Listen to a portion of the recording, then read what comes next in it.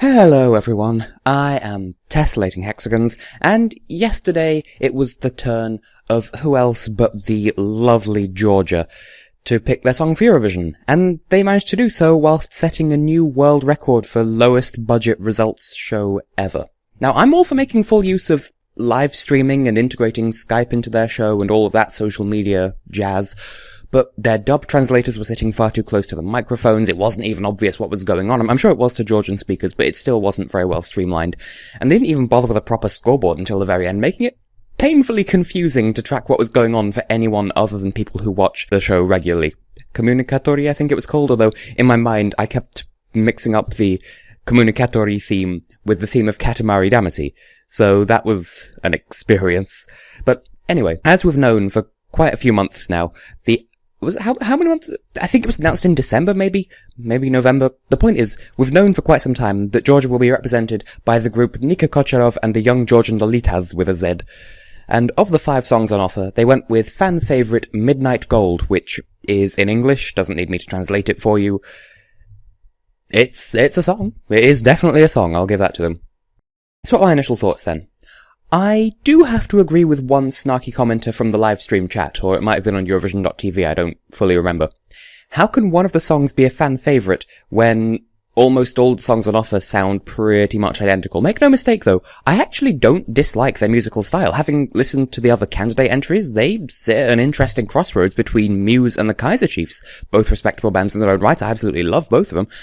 And they have a bit of original indiness thrown in as well. They're not a blatant rip-off of anyone in particular. That said, I think Eurovision fans will not appreciate this song in the least. Admittedly, they do have yet to release the final version of the song. They said they're going to be recording it in Berlin today, I think. As of the day I upload this review. But given their dedication to their signature image and sound, I don't think the final studio version will end up sounding too much different. Perhaps a little bit more polished, maybe a little bit shorter to comply with Eurovision rules, maybe a little bit of a better audio balance between the vocals and the backing track. But I'm comfortable enough reviewing the song as it is now. I don't think it'll change too much, and if it does turn out to be hugely different, then I'll happily re-review it the day after it's released in its finalized format, because that's just how I do. So what are the good points about this song then? Well, contrary to what you might think about this sort of music, depending on the type of Eurovision fan you are, of course, this song very much does have good points. For one, the lyrics, especially in contrast to last year's offering, tell an actual story you can follow and understand. And if you're willing, you can follow them into the world of the song. You can almost see the story they're telling unfold right in front of your mind's eye. This is something that Estonia did last year and to great effect, and I'm not comparing this to Goodbye to Yesterday in any sense other than they both tell stories really well.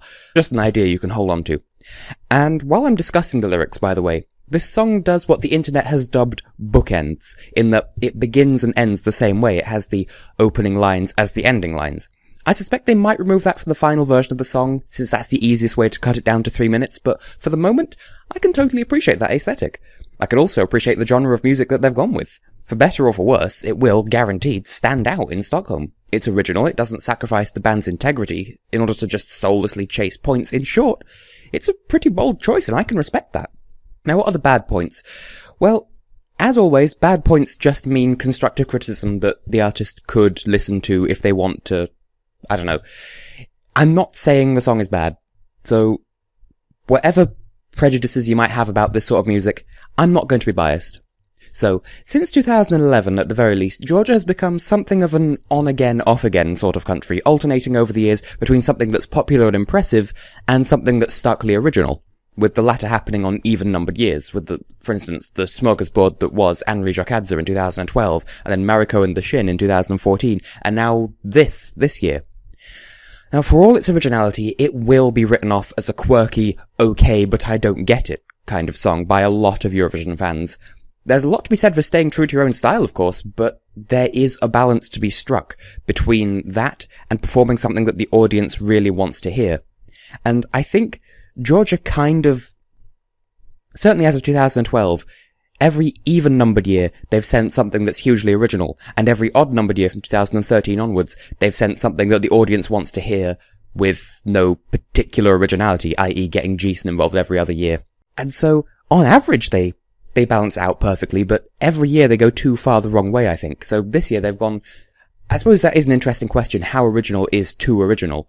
But I suspect they may have gone too far off the deep end this year, and then next year they'll go too far the other way with something hugely commercial and not very wholesome. I don't know. I do like it, though, and a lot of people will agree with me on that, but the vast majority, I fear, will probably feel ostracized by this song, and they are not going to go for it. Another thing is, although it comes as part and parcel of the genre of song, I suppose one could criticize the vocals for sounding too whiny or too dull or too quiet compared to the backing track, but again, I don't know if that's deliberate or if they're going to fix that in the final version or what. Again, I think it works perfectly fine, but a lot of people won't. A lot of people won't get this. Also, the bookends effect I mentioned earlier, the song ends by repeating the first line of the song, which is aesthetically nice, I appreciate that personally, but it immediately follows a false ending.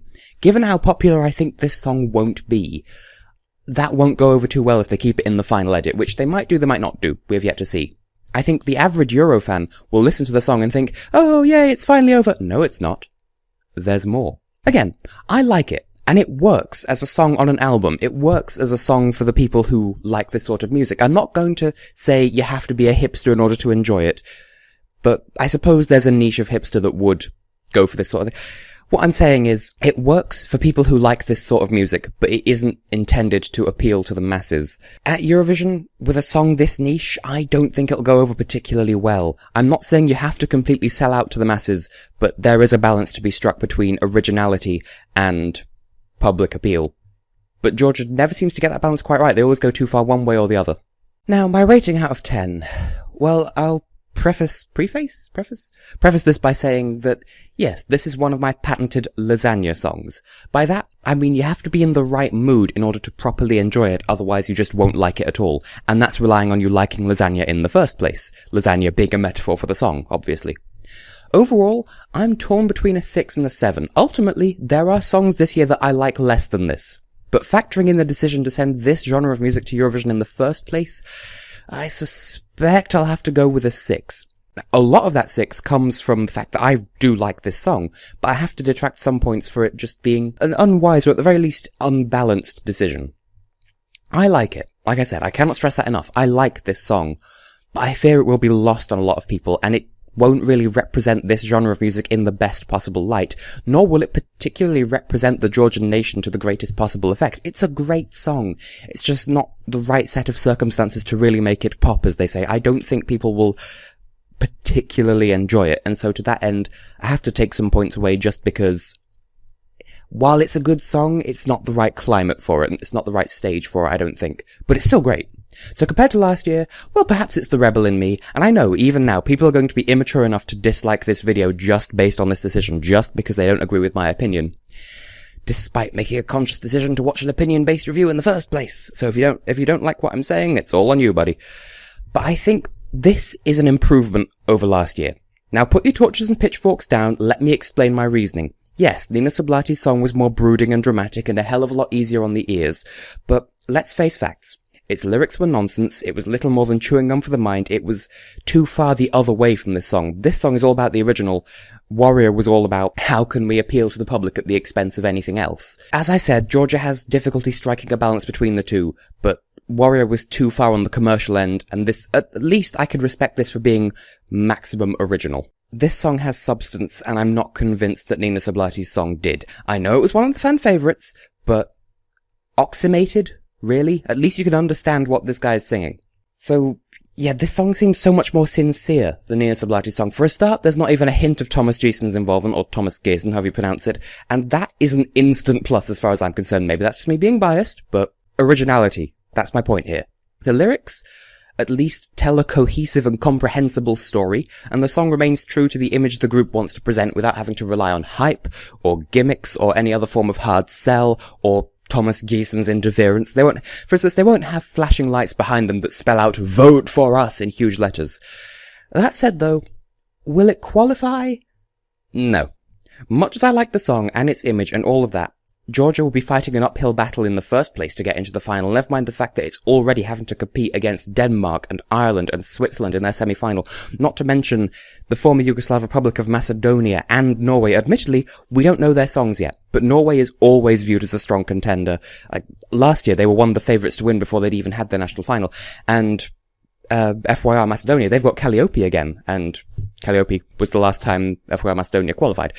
And on top of that, Mihai Traistariu is probably going to win the national final to represent Romania. Edita Gorniak she's in the Polish national final. Basically, this song would struggle to qualify on a good day because the genre of music is simply not compatible with the tastes of the vast majority of Eurovision viewers. Yes, it's going to appeal to some people, but a lot of people will not like it.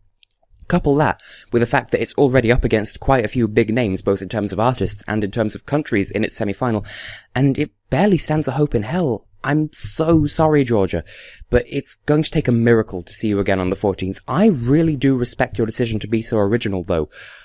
I do like the song, but I don't think it was the best choice. Of the national final, of the 5 possible songs, this was probably the most marketable, but I don't think any of them would stand a chance of qualifying, not for any fault of its own, but just because a lot of people aren't going to like it, and it's up against some very strong contenders.